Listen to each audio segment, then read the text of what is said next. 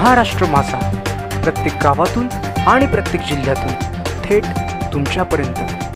कुणबी नोंदी शोध संदर्भात मराठा समाज कर्जत तहसील यांच्या भेटीला।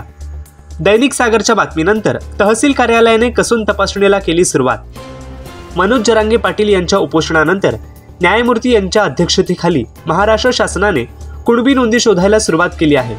अनेक जिल्ह्यात कुणबी नोंदी सापडायला लागल्याने मनोज जरांगे पाटील यांचे वक्तव्य खरे ठरत असल्याची चर्चा मराठा समाजात होत आहे। कर्जत तालुक्यात शुक्रवारपर्यंत 0 नोंदी असल्याचे दैनिक सागरच्या माध्यमातून समोर आल्यानंतर मराठा समाज यांनी संताप व्यक्त केला होता। या बाबीची गांभीर्याने दखल घेऊन तहसीलदार डॉक्टर शीतल रसाळ यांनी तातडीने यंत्रणा कामाला लावले आहे। आज बुधवार रोजी सकल मराठा समाज कर्जत रायगड येथील बांधवांनी तहसील कार्यालयात धडक दिली।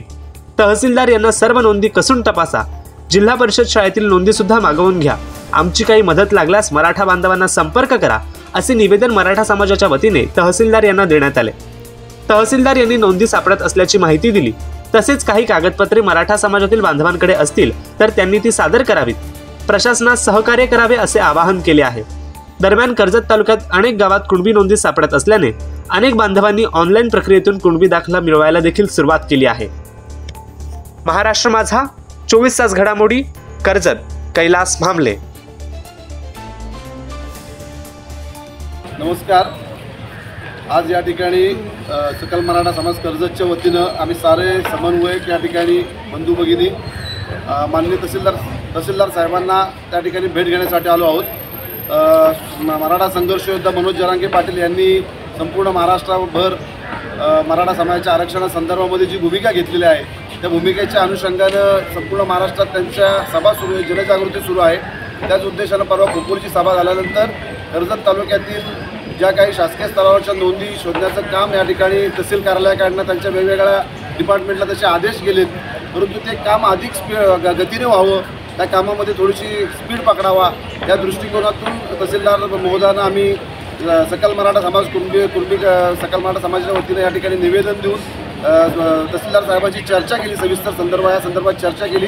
आणि ज्या 2 दिवसापूर्वी वर्तमानपत्रामध्ये जी बातमी आली होती की कर्जत तहसीलला 0 नोंदी, तसा काही असा प्रकार नाही आहे। तहसीलदार साहेबांच्या चर्चेअंती कळाले, तहसीलदार साहेबांनी स्वतः खुलासा केला की अनेक ठिकाणावरनं तालुक्यातल्या वेगवेगळ्या ग्रामीण भागातल्या शाळांच्यातनं वेगवेगळ्या नोंदी सापडतात। तहसीलदार साहेबांनी आम्हालाही सांगितले की जर का आपल्याकडे जर काही रेकॉर्ड नोंदी संदर्भात मिळालं तर आपण ते आणा, आम्ही एकत्रित ते व्हेरीफाय करू आणि त्या संदर्भात पुढचं पाऊल उचलून त्या ठिकाणी त्या संदर्भात जे काय करायचं ते करू, अशा पद्धतीनं तहसीलदार साहेबांना आम्ही या निवेदनाच्याद्वारे सांगितलेलं आहे की या बाबतीमध्ये कोणत्याही प्रकारचं आपल्या स्तरावरती काही अडचण येता कामा नये। आणि गेल्या कित्येक वर्षापासून मराठा समाजाला जे आरक्षणाचं स्वप्न कुठेतरी स्वप्नपूर्ती होते त्या दृष्टीनं आपल्या शासकीय स्तरावर सुद्धा त्या ठिकाणी आपला पाठिंबा किंवा पाठबळ असावं, सहकार्य असावं, याच भूमिकेतून आम्ही आज तहसीलदार साहेबांशी चर्चा केली आहे। आणि तहसीलदार साहेबांनी सुद्धा आम्हाला सकारात्मक या बाबतीमध्ये त्या ठिकाणी आम्हाला संपूर्णपणानं आमच्याशी विचारविनिमय केला आणि त्यांची जी प्रोसेस कुणबी दाखल्या संदर्भामध्ये नोंदी संदर्भामधले तशीच पुढे सुरू राहील अशी ग्वाही आम्हाला साहेबांनी दिली आहे। तहसीलदार साहेबांचं नक्की सहकार्याच्या पुढेही आम्ही अपेक्षा व्यक्त करतो। धन्यवाद।